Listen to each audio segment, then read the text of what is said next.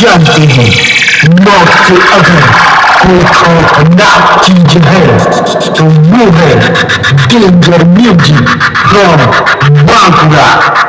बांकुरा से आया है अपने डीजे की क्वालिटी दिखाने और सभी का दिल जीतने के लिए और साथ ही साथ दुश्मनों को जलाने उनकी औकात दिखाने आ गया है the king of the king, Bankura king, danger music from Bankura presents.